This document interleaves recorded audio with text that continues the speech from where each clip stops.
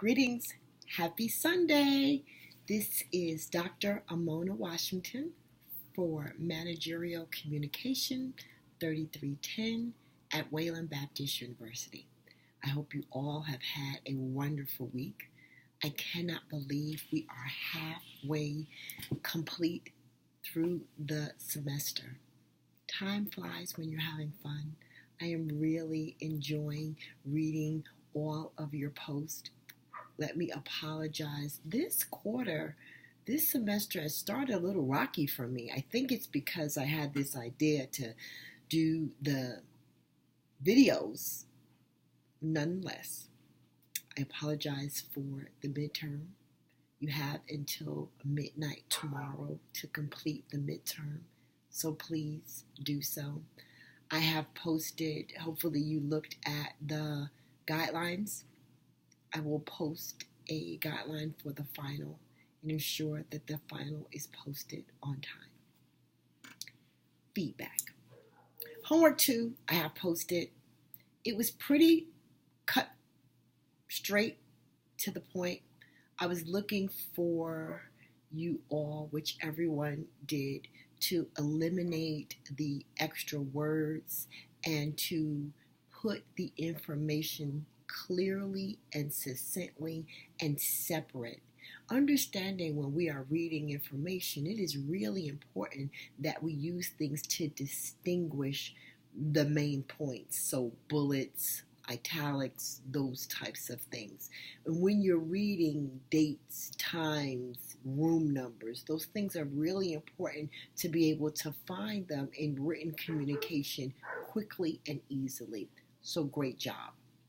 Overall, you guys did a really good job. And really for for week 5's question, I wanted to get a gauge of the things that you have learned and hopefully how you will implement these things in your professional and personal life. It will do no good to learn this information and not make it applicable or not use it. Overarching things that I want to bring to your attention, which may or may not be used immediately in your day-to-day. However, I do want to address it for you to remember it and perhaps look for ways to include it in your day-to-day work or professional. So some overarching things. The first thing is that through this first half of the semester, we need to have realized the importance of communication in our personal and our professional life. And I think we can often forget how important it is and how we are communicating on a daily basis because it's natural, something that we do all the time. And so bringing our attention back to our writing, our listening is very important. So number one, the overall importance of communication. The other thing, rewriting, proofreading, the use of grammar. It's important that we stay conscious of that because spelling errors, misuse of grammar allow others to make judgments about our understanding or our intellect or our professionalism. And most of you have gotten the point of take the few extra minutes to proofread, to spell check. Listening skills, I'm so glad that many of you have addressed working on or acknowledging that there can always be an improvement in your listening skills. As I stated, it is the most neglected form of communication. Persuasive messages, bad news messages, all of those things, you may not use them every day, but they are still important for you to understand and to use when the opportunity permits. Intercultural communications, I think here in the U.S. we become desensitized to that there are people here that we work with, that we interact with on a daily basis who are not who are not born here in America or come from a different culture. And those are things that we should acknowledge and be mindful of when we are communicating with those people. Okay, so I want to talk some personal feedback. Next week, overarching thing, I will have a extra credit opportunity posted in the next 2 weeks, so look for that. I will make individual videos for your resume homework. So I want to start on that pretty soon, and I'll make another video for that. I think those were... still some of you, if you're not responding to at least one student, you are missing out on valuable points. Please ensure your homework assignments are submitted as Word documents, not as the text in the discussion board. Okay. Clay, I really liked the idea that you talked about of your inbox, turning off your notifications. I had a CFO give me some great tips about that. She said, because what happens is when you have the notifications on, that noise or this ping sounds stops you from what you're doing, and then you go to address that. When you plan out your day and you set your time for whatever, 2 to 4, 1 to 3, you set a certain time that you will respond and check emails. Studies have shown you will be more productive if you do it that way versus stopping every time you hear that ping. And another thing that I have done to declutter is unsubscribe. Oftentimes you may be on some website for whatever reason, you order something, and at the bottom it inadvertently subscribes you to newsletters or sales or whatever those things are. I encourage you all to take an hour a day, however long it takes, and go through your mailbox, your email, and unsubscribe to things that no longer serve you. It will save you time, and it keeps you from being distracted. So thank you, Clay Wolf, for sharing that idea about turning off the notification. It can make you more productive. Matthew, great summary. I want to talk to you about, because you mentioned about email and net etiquette, and this is something I want to say to everybody. It is very appropriate to not, when you are forwarding an email, for you to summarize what is in the email and then send the forwarding email perhaps as an attachment. Or if you don't need to forward the particular email, to summarize it and address, or as like citations say, this was originally sent from an email from X to X. What is not, and we see it all the time, forwarding emails, forward, and you leave all of those forwards in the email. Don't do that. Delete them. Because if you are summarizing it, then all the things in between you can delete, and or just forward the original one. Does that make sense? Don't forward a bunch of forwards, like I forwarded to you and you forward to somebody. Delete all of that and keep it from the original to the person that you are forwarding to. Or you can summarize what's in it and send a forward. Because the point is, if you are just forwarding it and you have no additional information, just send the original. So the recipient can read it. If you are sending it FYI, then I suggest that you summarize what is in it, delete all the middle stuff, and send the original forward for reference. So that's something else for net etiquette in business that a lot of organizations and employees don't do. Lauren talked about using what I call cold eyes, cooling off, where you write something and you go back, you go and do something else, get some leeway time in there. So your eyes are cold. She called it a cooling off period. And what happens is, because if you don't do that, if you write something and immediately go to proofread it, your mind has what you were writing, what you were thinking. So your eyes will see what you're thinking, vice what is on the paper.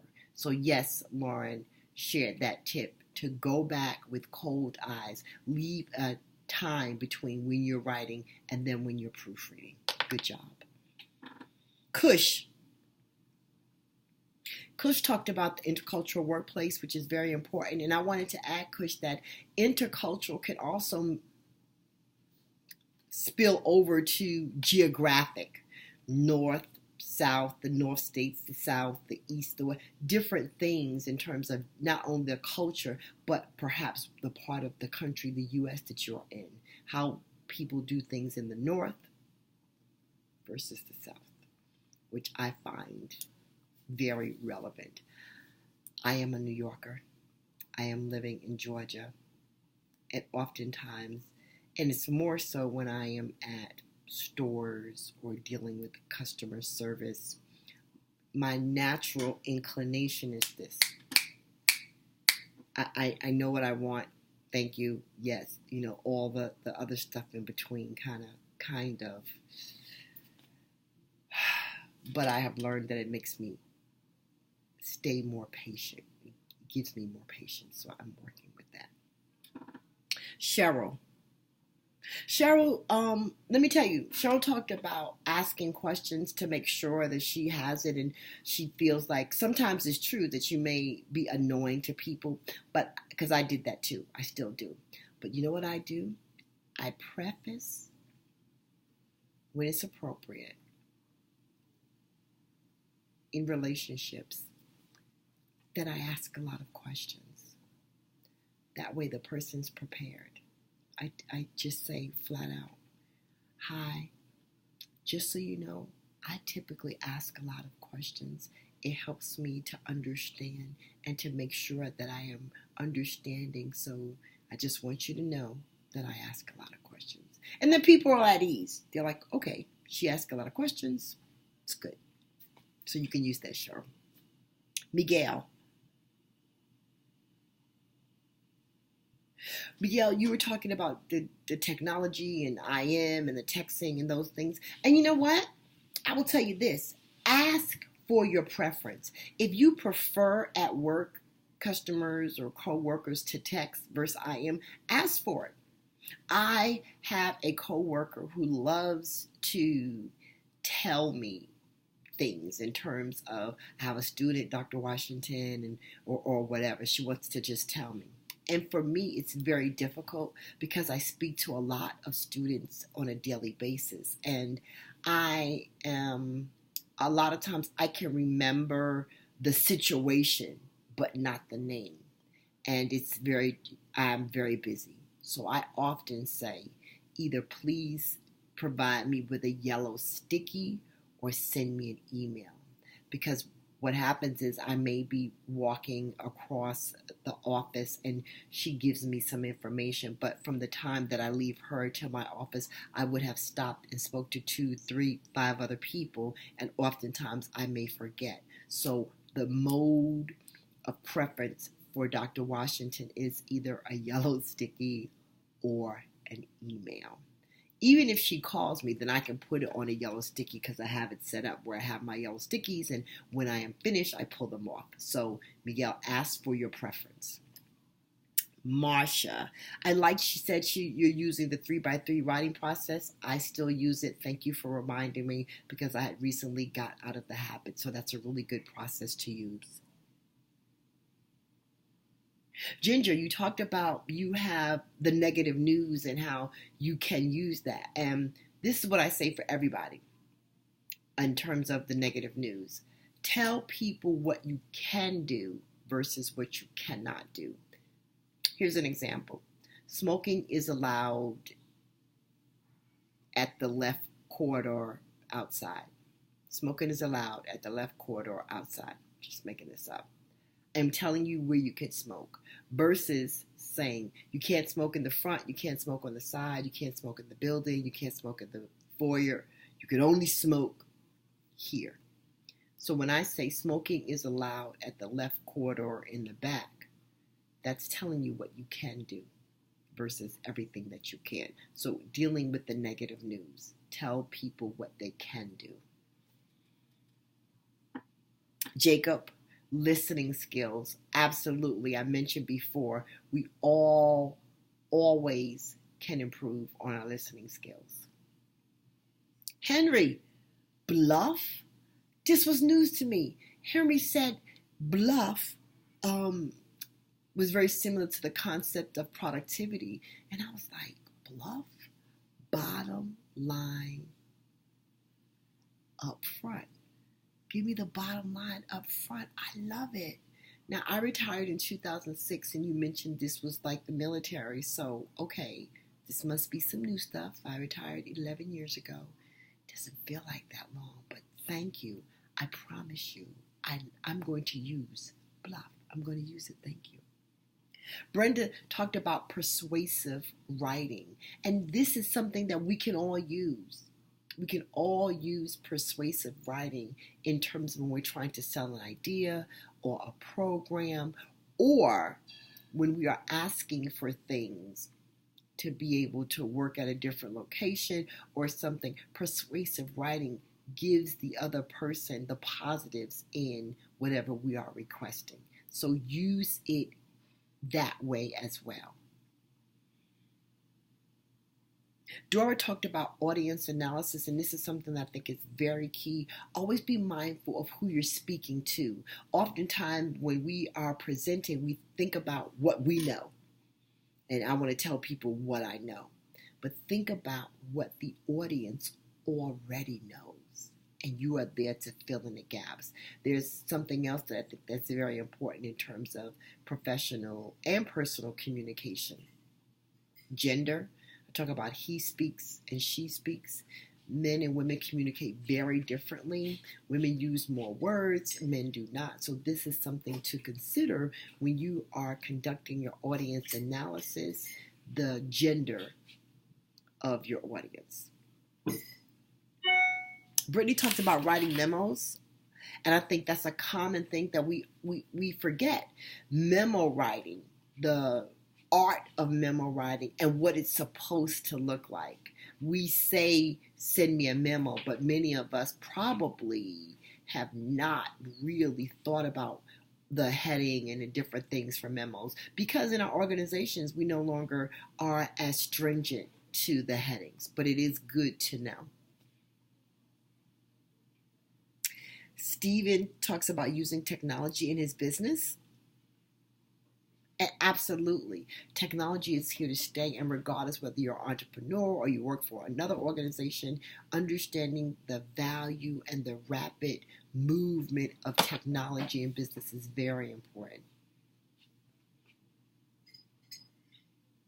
Heather talked about flabby expressions, and I mentioned that earlier, where you recap, include the rest as an attachment. That's a good practice for deleting the flabby expressions. Alexi, digital age, I would say, especially for the entrepreneurs. Alexi is a photographer, and she talked about using the digital age and how important it will be for business. William, I like that you talked about time orientation, understanding, learning about time orientation and how you will use that moving forward. Good job.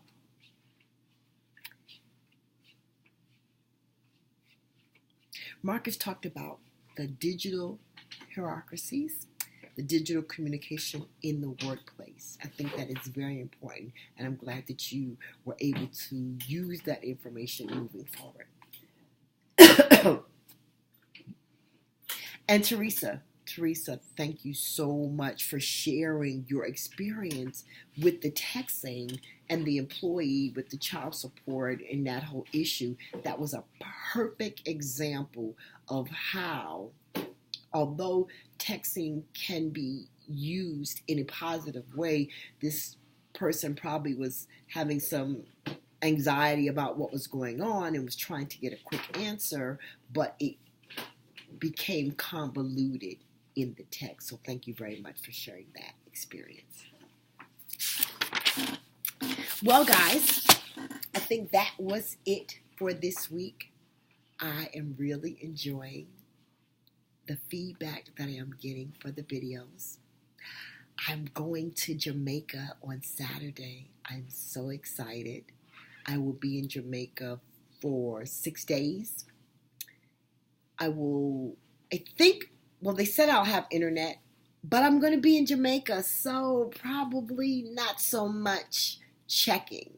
I'll check maybe once or twice. You guys have a wonderful week. Please remember, midterms are due by tomorrow, the 11th at midnight.